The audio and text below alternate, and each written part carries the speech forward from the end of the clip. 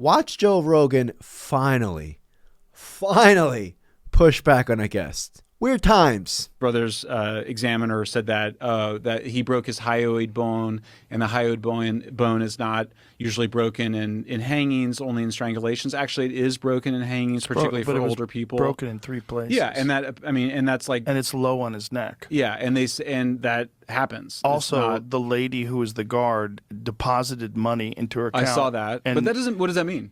Okay, well, I mean, in other words, she also Googled his name before he died. All that's totally okay, but it's like, let me Scooby-Doo. Why are you dismissing? I don't understand why you're dismissing this. Because if you're going to dismissing it, I'm saying. But hold on, you are. Yeah, but Epstein tried to kill himself.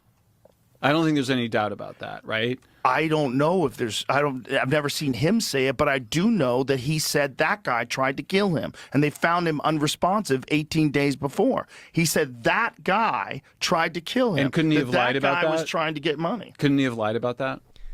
Would you look at that? Joe has the capacity to push back.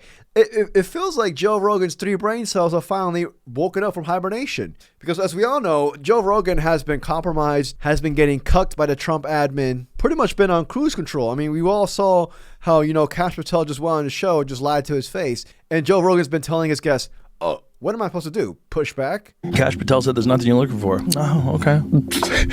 Okay. I mean, what am I going to do? I'm going to push back. Right. No, of course. I obviously, he's saying what he has. And this is like one of the first times I've seen where Rogan is genuinely, well, it seems genuine, but questioning Trump and his decisions recently. Like this guest over here literally tried to tell us Israel played no part in the Iran war right now. Like seriously, all the signs points towards the opposite. Senators have even come out and unadmittedly stated that it was all Israel. Even Marco Rubio accidentally farted it out. There's also been legit conspiracies of Israel holding blackmail on Trump and Israel just pretty much playing him like a puppet. Like honestly, I don't even think it's a conspiracy anymore. We know what the deal is, dude. The recent Epstein files that came out recently regarding the 14-year-old victim in the 1980s. Come on, dude. There has to be videos of that atrocious act that I'm pretty sure they're holding over his head. Trump is in charge. Like he's making these decisions. There's nobody behind him. There's nobody pulling for all of that. The Russians or whoever, or these now the Israelis. It's just he's clearly. I mean, Elon gave him $250 million, and he still he didn't give him even the electric car credit. Like. Trump is in charge, I think that's one of the big lessons from this. Which just seems so insane based on what he ran on. I mean, this is why a lot of people feel betrayed, right? He ran on no more wars and these stupid, senseless wars, and then we have one that we can't even really clearly define why we did it. Well, but he said he's against endless wars. Well, they're all against endless wars. Listen, man, they're all endless. Did you ever hear Rumsfeld talk about Iraq when it first happened? Tell me. They were talking about like 6 weeks. 6 weeks. Oh, yeah. This guy's pissing me off. Before we move on with this video, let's talk about the guest. Michael Schellenberger, or whatever the hell. We call him Shekelsberger. This dude right here has obviously sold out. And the comment section was cooking him. This dude right here said, is this guy on Netanyahu's payroll? 5 minutes in, and it's clearly apparent who this person's quote-unquote handlers is. It's gotten to a point where I don't even trust anyone that comes on here. That's true. What? I used to trust this guy. Now he sounds like Kash Patel. It's just complete asinine from Michael, the guest, to state that Israel is not holding anything over Trump or Israel has no influence over Trump. Come on, we've seen the complete opposite. And one thing I've definitely noticed is that Joe, especially in this recent pod, he's been really hesitant to criticize Israel. We all remember the Theo Von incident, well, not even an incident, but the Theo Von podcast where Theo was mocking, not even mocking Israel, just bringing up Israel in a joking manner. And then Joe will be like, oh, what's wrong with you, man? You know what I mean? They got me. How much longer does Israel let us stay alive, do you think? That's the big question. Why would they? What did you say? Is that AI? What are you saying? That's Sora? What the fuck are you saying? I didn't say anything. What are you saying? Huh? Talking about Israel Adesanya. Oh, well, he loves you. Don't worry about it. Good call. Fuck are you saying, son? So I don't know. It definitely seems like Joe's definitely reached his limit, if there is any. But yeah, regarding this guest, Michael Shekelsberger, to me, honestly, we got to make our own list. Put Michael on the list. Put Mike Benz on the list. Put put all these imposters on the list, these traitors on the list. You know what I mean? Because like it's enough is enough. But anyways, in this video, I'm gonna talk about Joe Rogan and his recent guest Michael Schellenberger, Shacklesberger, whatever the fuck. I don't know. Who cares? Like this, it ended up being a heated argument. I'm gonna show you more clips towards the end. So if you enjoyed this video, please like and subscribe. I truly appreciate it. Like Joe Rogan has been critical here and there about the Trump admin. He's been, I like to say, quote unquote, critical of the ICE shootings. Like he says one thing, after that condemns them, and then he has another guess and then just states it wasn't ICE, it was CBP. Get it right. But it has me thinking, I'm just like, will Trump actually give Rogan a call to set him straight? You know, we've seen Joe Rogan recently admit that he has kind of like weekly calls with Trump. You know, we all seen him pretty much be intertwined with the Trump admin. Remember, he endorsed Trump, tried to humanize him in that interview right before, you know, the election. But the guest, Michael, actually tried to like do damage control for the war, for Trump, but mostly for, you know, the Epstein files in Israel. And I'm just like, he even played actually the Me Too card for everybody that's involved in the Epstein files. He even labeled Peter Attia as a victim. Yes, that Peter Attia, who recently had to step down from CBS over his own Epstein links. As a matter of fact, Peter Attia's name appeared more than 1,700 times in the 3 million Epstein documents that were released on January. And one example here shows that Peter Attia had written in 2016, quote unquote, is indeed low carb, still awaiting results on gluten content though. And not only that, he even was cucking for Epstein in all of his emails. I'm like, the ties are there. Like, and you're going to say this man is the victim when he's had 1,700 emails with Epstein over. Like, what is wrong with him? Like, the evidence is right there in the pudding, and you're still going to go out and label this man as a victim. Where he was talking to this woman, where she said, "I'm investigating a story about an island where they bring children for sex," and he goes, "She almost had a heart attack when I told her that person is me." Well, he was talking about the rumors and gossip Yes. about him, but he wasn't saying that he's bringing children to his island for sex. But that is what he said. But if you look at the no, he text, said they're talking about me. No. She said, "I'm doing a story on a guy who brings children to his island for sex," and he says, "She almost had a heart attack when I told her that person is me." The person that my You're interpretation being charitable. of it, I'm not. Well, But you're being charitable because that's not what the text says. Look. Let's back up to the intelligence. But wait a community. minute. Why would you dismiss we that? can pull it up and look at it. I just think, I think what we see from the files, and I think Mike Benz has sort of pointed out the ways in which Epstein might have been a contractor or a financier or somebody hiding money for the intelligence community. Beyond that, I don't see any evidence that he was doing much for the intelligence community, if at all. But you're only getting emails, and only half of the email. Why would you redact the name of the person who sent you a torture video if you're not trying to protect a powerful person? Yeah, that's the Sultan. Is that right? Okay, but that was someone had to just figure that out. I mean, look, the redactions are sloppy. But that's no. That's evidence that you're trying to protect a powerful person. Well, but they didn't, though, in a lot of cases. But they did right there. Yeah, I mean, the redactions, they were making them. I mean, it was like, but my understanding is that there was of powerful people's names. Yeah, but I mean, look at, like, we're in the midst, I mean, literally the people that are being canceled for this, like Peter Attia, these people are like victims of we're in the middle of a complete, moral panic. I mean, it's like Me Too version 2. I mean, people are having to leave boards. I mean, right. Okay, but a lot of these people were hanging out with him and doing business with him after he was arrested. So this is all post 2008, and it was very public. Okay, so then, what is our view of people that do the crime and serve the time? I mean, the left view has been that. Stop right there. He didn't serve any time. Do you know? He served a year. Okay, he did not go to jail for a year. You know, he did house arrest. Yes, it was a very sweetheart deal. Pretty disgusting, honestly. If I was Joe, I would have pushed back on him.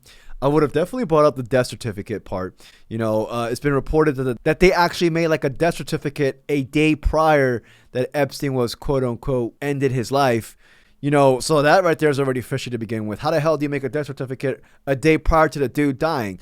Also, at the same time, this recently came out, a prison guard who last saw Jeffrey Epstein alive made, quote, suspicious cash deposits before his death. New U.S. Justice files reveal unusual bank transactions and internet searches by a prison officer on duty the night that the disgraced financier died. There's a lot of stuff right now that may show that this dude could be even alive, which is fucking insane. But like, and nowadays, like considering the world we're living, the misinformation that's being shoved down our throats on a daily, like, I feel like we're all slowly descending into madness. I feel like some of us already are there, but I like we gotta like just hold each other accountable. Misinformation is at an all-time high for dudes like Joe Rogan with his state propaganda show, who routinely has on dudes just to spew narrative points out there that are totally false. My question to you guys is, will Rogan continue to be critical of Trump and the Trump admin? I like to say no. I like to say no. Like, Rogan's been doing this lately where he does one guest, he's very critical of the Trump and Trump admin, and then literally a week later, or even possibly the very next guest, he's over there freaking meat riding Trump. It's been a common theme for like the past 6 months. Again, it was the same thing with the ICE shootings. He condemned them, and then recently had on guests, and he was just like, you know what, it was kind of her fault. She was in the way. He routinely does this, and with this, I mean, if the guest brought up actually Elon Musk or Peter Thiel, all these tech oligarchs that Rogan cucks for, Rogan's not going to have any comeback. As a matter of fact, I can definitely see Rogan continuously defending Musk, Thiel to the T. Like how many times recently he had an RFK Jr. on the pod, did not once bring up the Epstein files. RFK Jr., who actually has multiple ties with the Epstein files. RFK Jr., who also even has allegations of actually having Epstein off his ex-wife. Like, there's a lot of ties there, and he didn't even bother to bring it up just once to RFK Jr. He even brought up the Epstein files to RFK Jr.'s wife, who was on his pod as well, like 2 weeks prior, but not to RFK Jr.'s face. Like, it's stuff like that where I'm just like, I don't trust this dude. I don't think he's gonna continue being critical of the Trump admin. He's fence sitting, dude. We know this. Like, I don't know why it took me so long to say those two words. He's fence sitting. He knows what the deal is. He's looking at the polls. He knows what the deal is. He's looking at his viewership. His podcast actually fell from being a top podcast to now what, the 5th? And it's still slowly descending, as it should be, considering what he brings to the table. Epstein's brother's attorney, or Epstein's brother's examiner, said that he broke his hyoid bone, and the hyoid bone is not usually broken in hangings, only in strangulations. Actually, it is broken in hangings, particularly for older people. Broken in 3 places. Yeah, and that's like, and it's low on his neck. Yeah, and that happens. Also, the lady who was the guard deposited money into her account. I saw that, but that doesn't. What does that mean? Okay. Well, in other words, she also Googled his name before he died. All that's totally okay. But it's like, let me Scooby-Doo. Why are you dismissing? I don't understand why you're dismissing this. Because if you're going to not dismissing it, I'm saying. But hold on, you are. Yeah. But hold on, you are. Because if you do have a guard, and all of a sudden this guard acquires several payments, she made several deposits. One of them was $5,000 just 10 days before he died, and then the cameras are cut. Okay, and then they mysteriously don't pay attention to the cell of one of the most important defendants of any case, any gigantic public case involving. Okay, so then we agree we don't know. Yes, but you're dismissing these major factors of him being in a cell with a contract killer, him saying 18 days before the guy tried to kill him, then finding him unresponsive, that someone tried to strangle him 18 days before. Yeah, but I mean, there's just this, you can make a case either way. Is my point. You can make the case that he was murdered. You make the case that he was certainly can, suicidal. but at a certain point in time, when enough circumstantial evidence, it's fucking weird, like the cameras being down, the guards being asleep. But the cameras were down. I think I don't quote me on exactly, but they weren't down like that day before or something. They were down for a while before, and the security guards fall asleep all the time. Epstein told officers that Taglione, cellmate, had tried to kill him, and that had been harassing him. Taglione claimed he had been asleep and woke up to see Epstein with a string around his neck. Right. Does that make fucking sense? Well, yeah, actually, but Joe, just to so he says you, the if guy you want to tried to kill him, and if Epstein, and the result of this is that Epstein doesn't have a cellmate, right? So Epstein doesn't want to have a. If you want to kill yourself, you don't want a cellmate. So you If can interpret want the same a set guy of you to can go interpret the same back- amount of facts. If you want to got a guy to go back and finish the job, you shut the cameras off and you open the cell and you let this guy kill him. but they And shut that's the why there's cameras no- off when they shut the cameras off, though. It doesn't matter. There's no. It does matter. There's no They video did because the machine video, broke. even the video that's there has been edited. The one camera video broke. they show of the outside of the cell, a minute's missing from it. I mean, this was there was a huge investigation of this by the Inspector General. So the number of people that would have had to been involved in this conspiracy and cover-up is very large, and it's a large number of people who are in this job to be do-gooders. And so I'm very. I mean, that's look. Maybe there will. Okay, So stop maybe there was right some evidence there. that will They're come not out. in the job to be. Oh, yeah, they are. Sometimes they're in the job to be do-gooders. Sometimes they're influenced by very powerful figures that want a particular result.